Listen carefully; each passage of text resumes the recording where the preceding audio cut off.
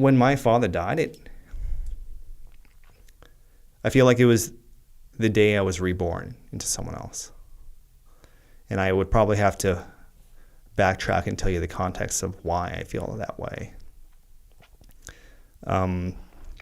Towards the later years of high school, my mother had enough of the life she had been experiencing, and she would have left my father long ago. But it was really us, myself, and my brother Jeff, that she couldn't leave behind to my father. And there's no way my father would have let her leave with us. That was not going to happen. So, but there was a time where she just couldn't be in the same household. So for months at a time, she had worked it where that she would actually sleep at a friend's house or go away. So at nighttime when my father came back, the food, like my mother would prepare dinner and food, but she would be somewhere else. And this arrangement was going on, and I think my father, obviously not very happy with the situation, thought it would go back to normal, because there had been periods of time where my mother would leave for a little bit, but always came back, because like a lot of abusive relationships, it's hard to leave that, right? And especially when the abuser promises they'll change and may change temporarily, but then goes back to their ways. It's a classic story. But this time was a little bit different, and I think my father knew that this time was different and was getting frustrated. And I think seeing that there were little options left, and I think maybe he felt cornered. And I think cornered animals can be dangerous. Can be very dangerous. Not that I think he was cornered, but I think he felt that way. So on this particular day, I think it was February 21st, 2002, I was home with my mother, and it was during the day, and my father came home, and he was supposed to be at work, so I think it was a little surprising. And I remember when he came home, I could smell the whiskey on his breath, so I knew he was very intoxicated. And it was just, I could feel something was different this time. There was a tension, and I knew I had to stick around. And my mother was surprised and scared to see him there. And they went in the kitchen, and I stuck close by on the couch in the living room. And I remember my father came up to me, and some of the last words he said to me was, "I'm sorry, Jonathan." And he pepper sprayed my face. And then all I hear in the kitchen is my mother screaming for help and saying, "He's got a gun."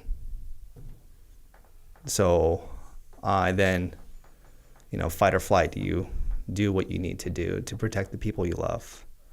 So I got up and I did my best to fight him and get that gun. And fought as hard as I could, as strong as I guess a 140-pound-year-old kid could do at the time. But I lost that fight. I still have a scar right around here from when my father was able to get a hold of a dumbbell nearby and smash my head in with it. And I think they kind of turned the fight, and he was able to get his gun out of his pocket. He shot it in the air, and it was, that was the first time in my life that I faced a life or death situation. And as you and I know, there were many more to come later, but for different reasons.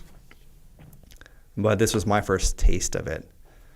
And I don't know how, maybe by the grace of God or something that I said. I remember clearly pleading with him that we loved him and that he didn't have to do this, and that it wasn't. I clearly remember saying that it's not too late. Like this, you have the power to decide right now. It's not too late. And I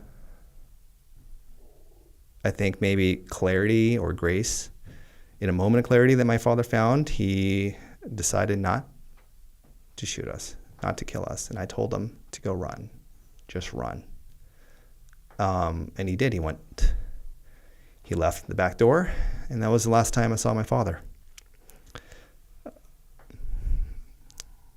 After that, in the hysteria of that, my mother was on the phone and called 911 and screaming for help. And so eventually, ambulances came and police came, and I got my head stapled at the hospital. I came back, and the police were there, write a report.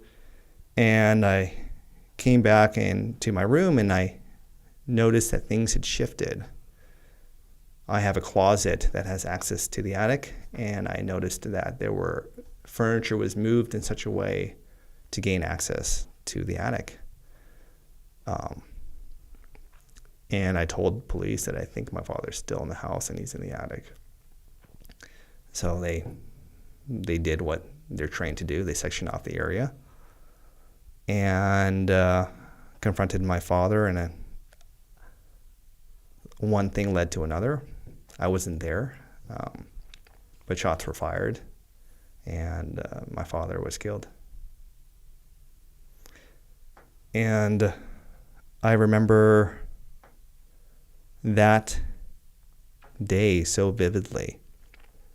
It was, I don't mean to sound callous, but in a lot of ways it liberated me. It certainly liberated my mother. It was one of the hardest and most sad days for her. But it liberated her, and it liberated myself and my brother. And it taught me, it became the benchmark for me to do so many more things in my life.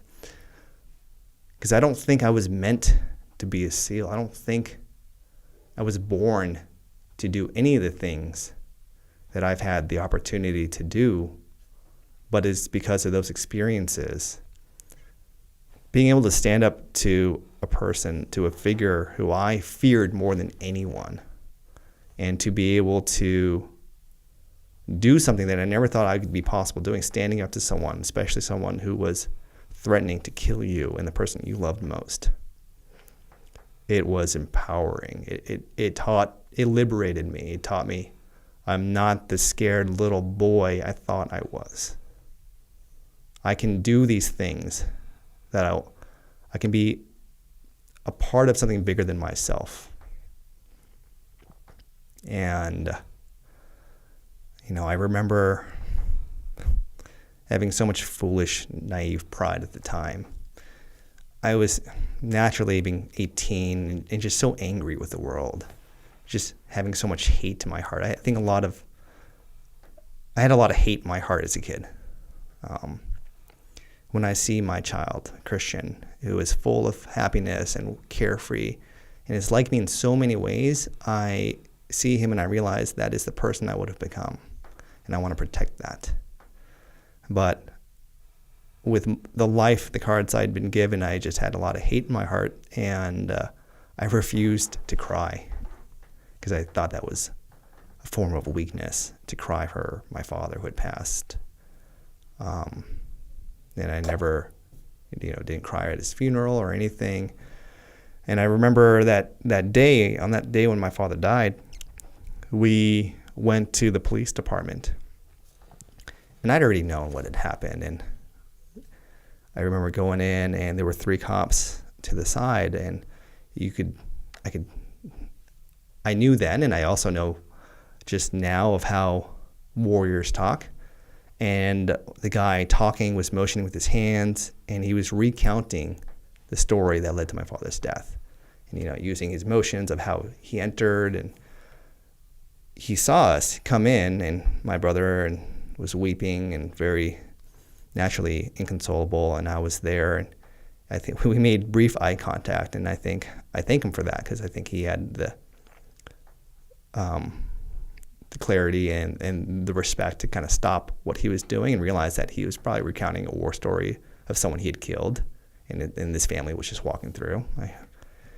I haven't thought about that in a long time, but just telling the story made me remember that. And the detective I talked to, he said, "Son, I'm sorry to tell you, but your father is dead." And this is one-on-one in a room.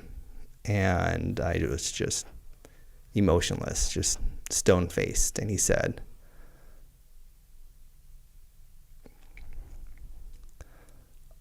"I take it that this is not bad news. Is this good?"